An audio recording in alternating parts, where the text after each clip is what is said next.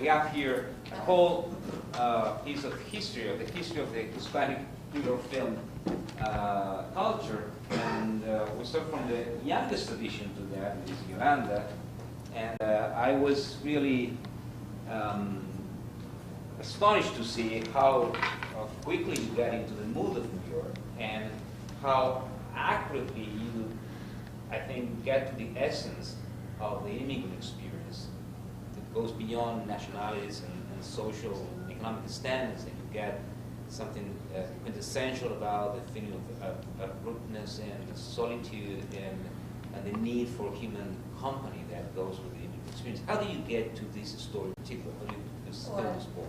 You said that I got into this New York mood, but I think it's something like everything happens in New York, it's set in Queens, but it could be set in Spain. What really surprised me the first time I saw it was your unusual approach. I mean, this is a film that it's not the kind of film that many people might expect made by a Puerto Rican filmmaker or Puerto Rican experience, and that's exactly what I like the most about it. Tell us about the brainstorming, the creative process.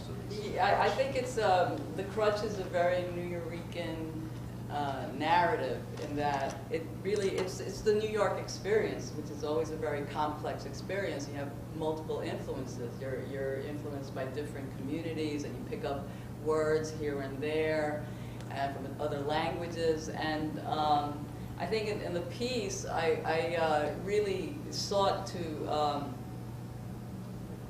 address the issue of identity in terms of a class of our community that's never really looked at, which is like a middle class, a yuppie class. Now it's more common to think of the Latino yuppie, but when this was first being formulated, it was really relatively invisible.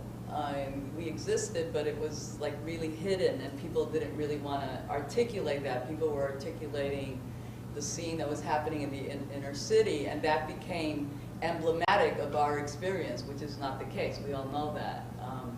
And so I chose to look at the struggle of the middle class and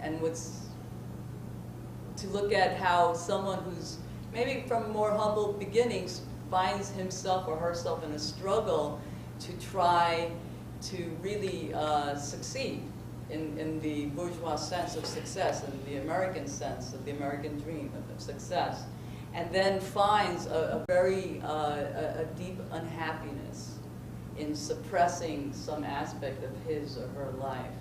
In this case, Hyman played Dr. Guzman to a T, which is basically a story of a New Yorican who suppresses his identity in order to succeed, and succeeds, but is really unhappy.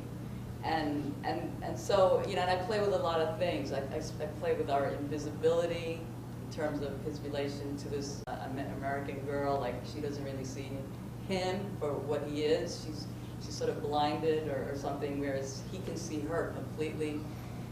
And anyway, it's a lot of different ideas. And also I played with a lot of languages because it is like that New York experience, which is always very complex, and our backgrounds are complex. Some of us are mixed, you know, we're not just one group, and so I sort of wanted to play with all of that.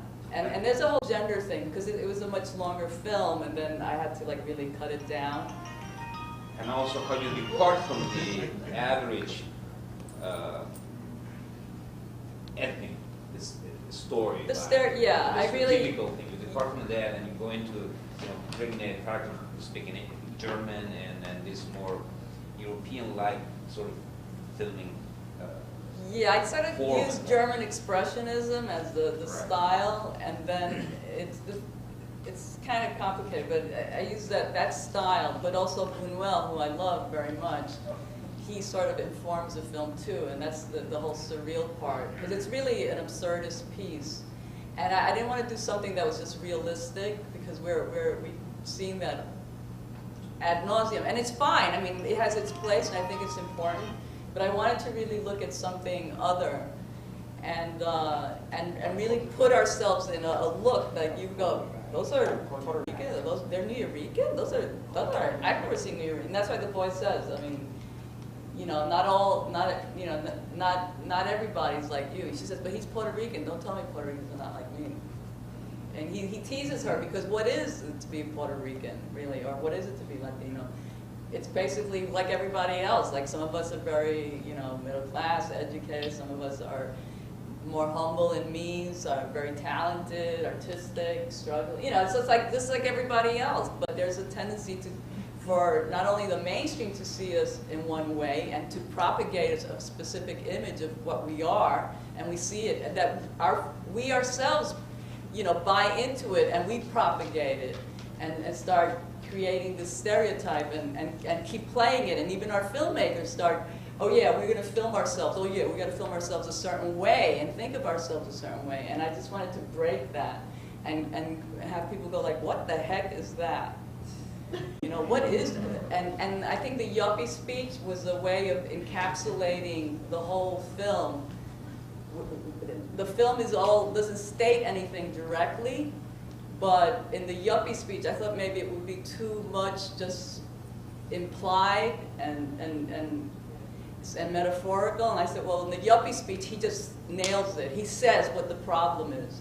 And you really see the mental anguish where he's just, you know, he's just struggling and trying to articulate this problem that we have that's out there, and it becomes ours inside, something like that. And what about the choice of white and black and white differences? Well, that's really a good question, because actually the film is in color, and the problem was like really like a budgetary consideration, and so with color, it's shot in film, so color film has to be balanced, has to be timed, yada yada yada. They're technical things, so some of the scenes would be a little more green, some of them would be a little more red, then it has to be balanced, and that would have cost a fair amount of money. So what I decided to do was I transferred everything to video. I mean, that's how we edit today, but I transferred it, and then I just said, well, let me see if I just strip all the color, if it would work. And so I pressed clicked on that feature, and it stripped it, made it black and white, and then I played it, and I said, well, this is fine. And Jamie, who's a Puerto Rican from Rincon, I said, well, he could play German, or he could even play Brezhnev, you know, like a Russian. Sure. You know, so I said, you know, I looked at it and I said, this is fine. I said, this is black and white, it's German Expressionism, and Buñuel's early work, which is black and white. And I said, it's fine. I'm gonna go with that. And just for the record, let's make clear that the Krutch you brought today is not publicity. Oh yeah, it's not a prop. It's real. But broke your ankle a few weeks ago, so Yeah. thank you for being there.